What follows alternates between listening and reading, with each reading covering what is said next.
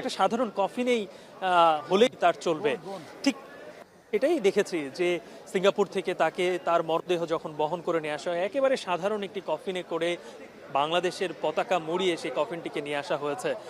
মানে শহীদ হওয়ার আগে আহ, শহীদ হওয়ার আগে শরীফ ওসমান হাদির যেই তিনি বারবার যেই বিষয়গুলি তিনি চেয়েছিলেন তার জীবনে, ঠিক মৃত্যুর পরে সেই বিষয়গুলোই যেন ঘটছে।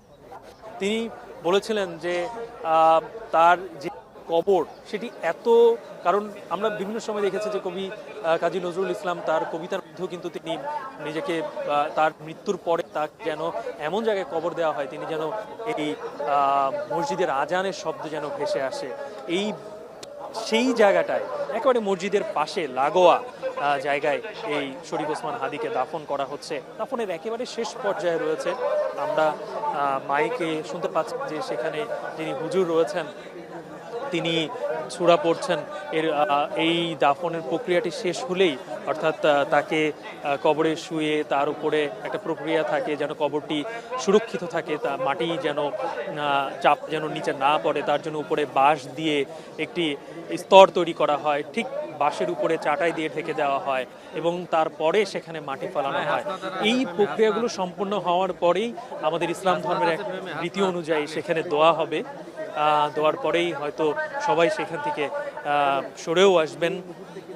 এবং এই পুরো প্রক্রিয়াটি সম্পূর্ণ করার জন্য আমি আগেও বলেছিলাম যে এখন পর্যন্ত এখানে যে কঠোর নিরাপত্তা ব্যবস্থা নেওয়া হয়েছে সেটি কিন্তু কয়েক স্তরের নিরাপত্তা ব্যবস্থা আমরা দেখতে পাচ্ছি। এখানে পুলিশ, র্যাব এবং ডাকসু থেকে কয়েকশো স্বেচ্ছাসেবক এখানে নিয়োগ দেওয়া হয়েছে, সোয়াটের বাহিনী রয়েছে। সবাই এখানে খুব মানে কঠোরভাবে এই নিরাপত্তা ব্যবস্থা যেন কোনোভাবে বিঘ্ন না ঘটে সেই বিষয়টিকে তারা দেখভাল করছেন। এবং একই সাথে এই পুরো প্রক্রিয়াটি খুব দ্রুততার সাথে যেন সম্পন্ন হয় সেই বিষয়টির দিকেও তারা তাগিদ রাখছেন বলে আমরা যতটুকু আমরা দেখতে পাচ্ছি সেই বিষয়টিকে নজর রাখা হচ্ছে।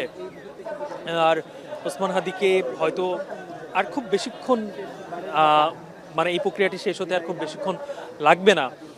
যেটি আসলে বলছিলাম যে 12 তারিখে যখন জুম্মার নামাজের পরে ওসমান হাদি তার গণসংযোগ চালাচ্ছিলেন, অর্থাৎ তার আগে যেহেতু তফসিল ঘোষণা করা হয়ে গিয়েছিল, যেহেতু একটা নির্বাচনী আচরণবিধির বিষয় রয়েছে, সেখানে খুব একটা গণসংযোগ তিনি করতেও পারেননি সেই সময়। তিনি তারপরেই একটা জুমার নামাজের পরে আমরা এর আগে দেখেছিলাম যে বিভিন্ন জায়গায় তিনি বিভিন্ন সময় বিভিন্ন মসজিদে গিয়ে, এমনকি ফজরের নামাজের